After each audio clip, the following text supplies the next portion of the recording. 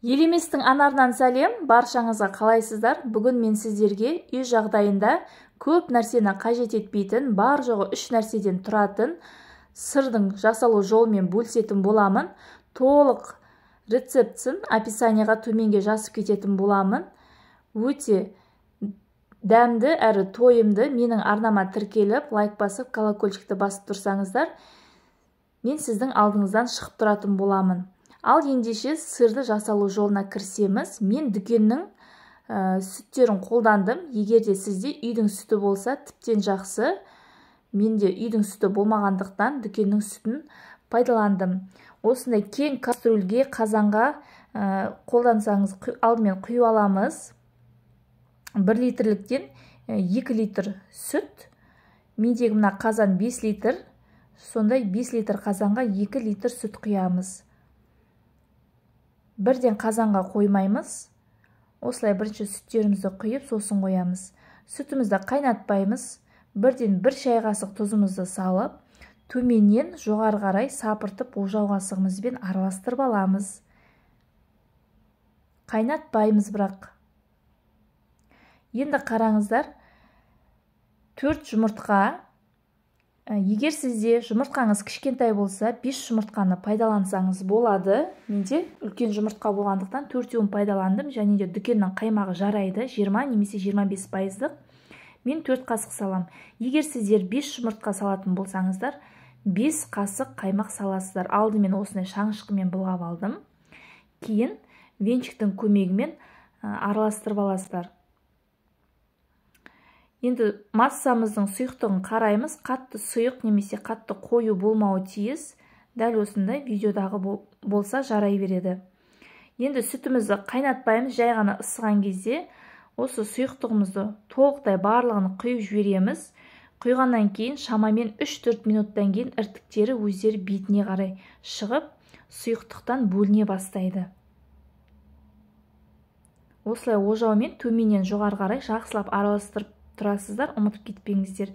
Менде шамамен тағы да 10 минуттай өтті. Қараңыздар, тағы да іртіктері сарғайып, сұйықтықтан бөліне бастады. Осылай өзімен өзі бөлінеді. Оттың астын қатты шығармаңыздар, орташа отта қызып тұрса болады. Міне, тағы да 10 минут өткеннен кейін іртіктеріміз көбейіп, және өзі бөліне бастайды.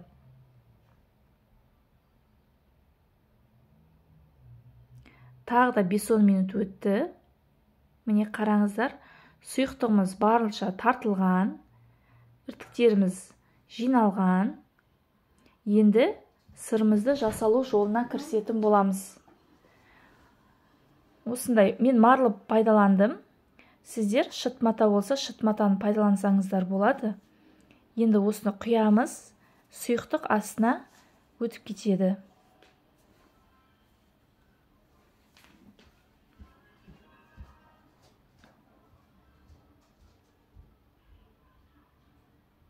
Енді осыны осылай жинаймыз. Барынша мұқият болыңыздар. Қолдарыңыз күйіп қалмасын. Менің каналым қызықты болса, мені қолдап, лайк басып, тіркеліп, колокольчикті басып, жоғалтып алмас үшін қолдап кетсеңіздер болады. Алдағы уақытта қызықты видеолар салып тұратын боламын. Осылай сығып аласыздар. Соңында мен қазанмен бірге құйып жібердім.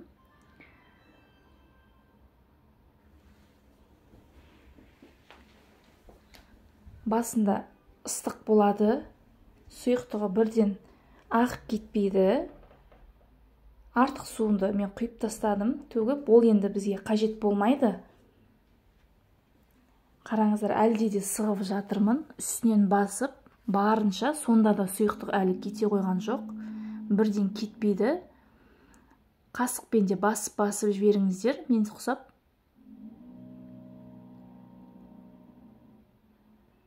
Қолмен тағы да қосымша басып жатырмын. Қараңыздар, сонда да сұйықтық бар. Енді осындай 5 литрлік баклажканы үстіне басып, шамамен ең азы 5-6 сағат немесе 1 күнге қойсаңыздар болады. Мен міне 1 күн қойдым. 1 күннің ішінде менің сырым жинақталып, әдемі болып шыққан. Қазір сіздерге көрсететін боламын. Марлымды ашып, Міне қараңыздар, өте керемет. Иісі өз алдына, оңай кесіледі, сынбайды, үгітілмейді. Өте дәмді. Қыздар, жасап көріңіздер міндетті түрде. Таңғы асқа, балаларыңызға, шайға, үйіңізде үлкен адам болса, ата-енеңізге, ата-әжеңізге ұнайтынына сенімдімін. Міндетті түрде жасап көріңіздер. Тіпті осыдан кейін дүкеннен сатып алмай-ақ үйден жасасаңыздар да болады. Қараңыздар, өте әдемі.